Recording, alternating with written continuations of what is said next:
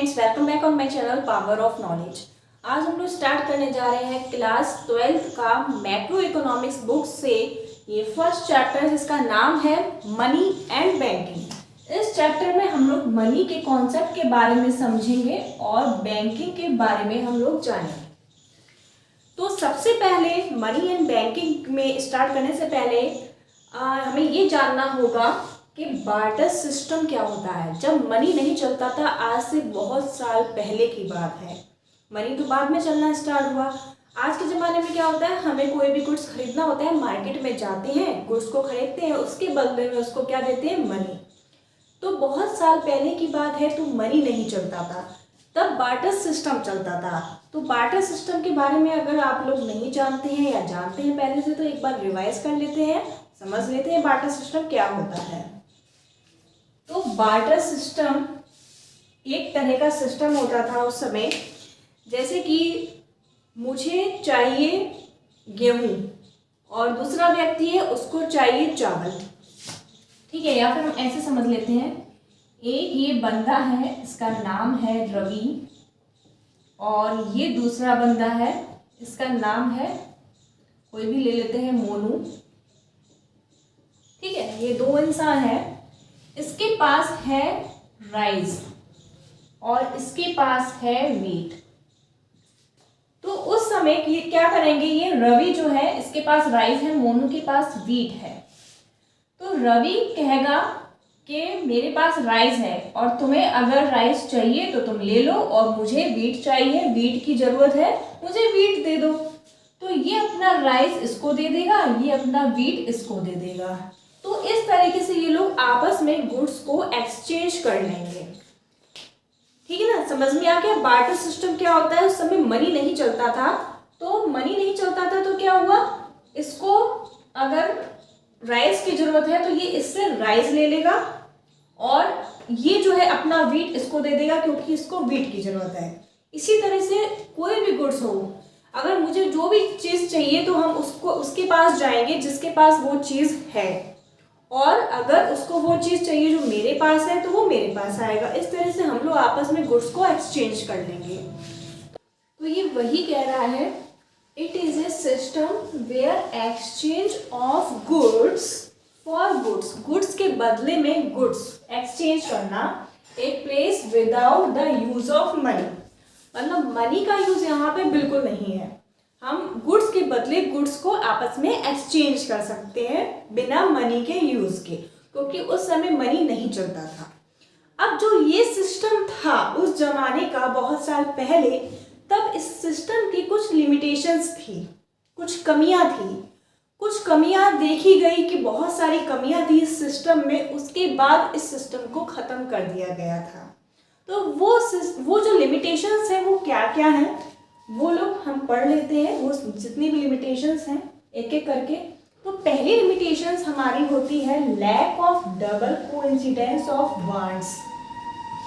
यहाँ पे आप समझ रहे हैं लैक यानी कि कमी हो रही है किस चीज़ की, double coincidence of wants. Coincidence क्या होता है, मान लीजिए रवि को क्या चाहिए था, वीट चाहिए था, तो वीट मोनू के पास है और मोनू को राइस चाहिए था। कोइंसिडेंस की बात है कि मुझे भी वही चीज़ चाहिए थी जो इसके पास है, रवि के पास है, मोनू को वही चीज़ चाहिए थी, और रवि को जो चीज़ चाहिए थी वो मोनू के पास है। तो ये कोइंसिडेंस है। तो इस चीज़ की देखी गई कमी, उस जमाने में कमी देखी गई कि डबल कोइंसिडेंस ऑफ वांट्स, जो चीज़ उन लोगों को चाहिए उसकी कमी देखी गई। कैसे, जरूरी तो नहीं है इसको जो चीज़ चाहिए वो उसके पास हो। मान लो इसको वीट चाहिए तो इसके पास है, मिल गया। मान लो इसको राइस ना चाहिए, इसको और कुछ चाहिए होता तो इसके पास वो तो है नहीं, इसके पास राइस है। तो यहाँ पर कमी देखी गई, lack of double coincidence of wants. तो इस कमी को देखकर ही हमें क्या, फिर हम लोगों ने बाद में सोचा कि ये कमी है, इसको हम हटा देते हैं, सिस्टम में खराबी है, इस सिस्टम में कमी है, जो चीज़ हमें चाहिए वो चीज़ उसके पास नहीं अवेलेबल है। तो इट्स कोइंसिडेंस ही होता था कि जो चीज़ हमें चाहिए वो दूसरे के पास मिल जाए, वरना ये पॉसिबल नहीं था। ये सिस्टम में बहुत बड़ी कमी देखी गई। दूसरी कमी देखिए, lack of common measures of value. अब यहां पे क्या कमी है? कमी थी कॉमन मेजर्स ऑफ वैल्यू में, यानी कि मान लो एग्जाम्पल ले लेते हैं,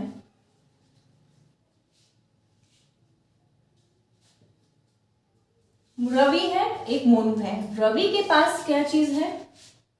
कार है, ठीक है। अब मोनू के पास पेन है। अब इसको अगर पेन की जरूरत होती है तो इससे पेन ले लेगा, और मोनू जो है इसको किसी और चीज की जरूरत होगी तो ये इसके बदले में इसके पास कार ही है, तो मतलब ये यहां से पेन लेगा और ये कार लेगा। तो एक्सचेंज किस चीज का हो रहा है? पेन और कार का एक्सचेंज हो रहा है। तो यहाँ पे कोई मेजरमेंट ही नहीं है। अब कार कितनी कॉस्टली होती है, उसकी कितनी ज़्यादा वैल्यू होगी, और एक पेन की क्या वैल्यू होगी? 3 रुपीज़, 5 रुपीज़, 10 रुपीज़, ज़्यादा से ज़्यादा। तो यहाँ पे ये कॉस्टली चीज़ है, यहाँ पे ये सस्ती चीज़ है, तो आपस में एक्सचेंज हो रहा है। यहाँ पे कोई कॉमन मेजर ही नहीं है। व्हीट और राइस का तो समझ में आया, तो सेम वैल्यू है।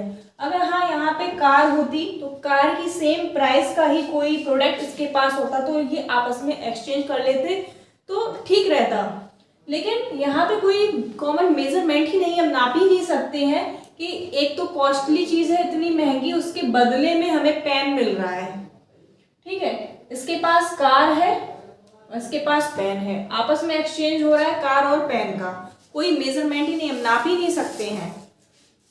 जिसे को पेन लेना होगा तो वो पेन ले लेगा, उसके बदले में वो अपनी कार देगा। ये क्या बात? तो यहाँ पे ये कमी देखी गई। थर्ड कमी क्या देखी गई? Lack of standard of deferred payment, यानी कि फ्यूचर पेमेंट।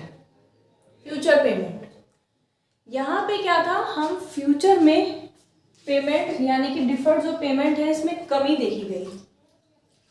क्या देखी गई? कमी। तो यहाँ पे कैसे हम इसे एग्जाम्पल से समझेंगे।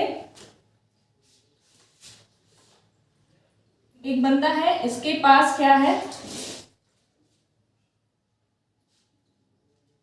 मान लीजिए हाउस है, ठीक है, हाउस है। दूसरे के पास क्या है, मान लीजिए कोई भी चीज है, कोई भी प्रोडक्ट मान लेते हैं।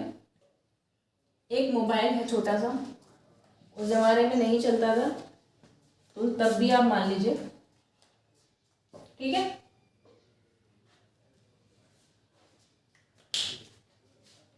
तो यहाँ पे क्या होगा, इन लोगों को आपस में एक्सचेंज करना पड़ेगा ये अपने प्रोडक्ट को, लेकिन ये एक्सचेंज नहीं कर पाएंगे फ्यूचर पेमेंट में। यानी कि अगर मान लो अगर इनको इंस्टॉलमेंट में देना हो, कि जैसे मनी में होता है कि हम कोई चीज़ इंस्टॉलमेंट में मनी दे सकते हैं, कि हमें 5000 देने हैं किसी को, तो हम क्या करेंगे, उसमें से 3000 अभी दे रहे हैं और बाकी 2000 हम बाद में दे देंगे। तो ये ऐसा मनी में पॉसिबल है, लेकिन बार्टर सिस्टम में क्या ये पॉसिबल है कि हम हाउस अगर किसी को दे रहे हैं तो आधा हाउस हमने अभी दे दिया, फिर आधा हाउस दे दिया इंस्टॉलमेंट में क्वार्टरली, फिर आधा हाउस हमने बाद में दे दिया, या फिर मोबाइल को हम आधा आधा पार्ट कर दें तो टुकड़ों में दे दें, ऐसा पॉसिबल है? नहीं पॉसिबल है। तो ये यहाँ पे बहुत ज़्यादा कमी थी उस सिस्टम में। तो फ्यूचर पेमेंट हम नहीं कर सकते थे, एडवांस में पेमेंट नहीं कर सकते थे, जिस तरह से मनी में हम एडवांस पेमेंट कर देते हैं या फिर हम बाद में दे देते हैं अपने पैसे, किसी को सामान लेने के बाद क्रेडिट पे ले लेते हैं। फोर्थ पॉइंट आता है lack of store of value.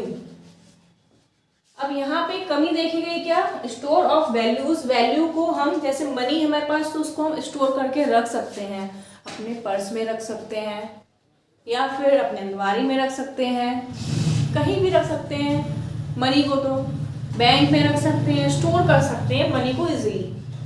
लेकिन पहले ज़माने में मनी चलता नहीं था, बार्टर सिस्टम चलता था, तो हम क्या करते थे, कैसे स्टोर कर पाए उसको। मान लीजिए इसको चाहिए, इसके पास है व्हीट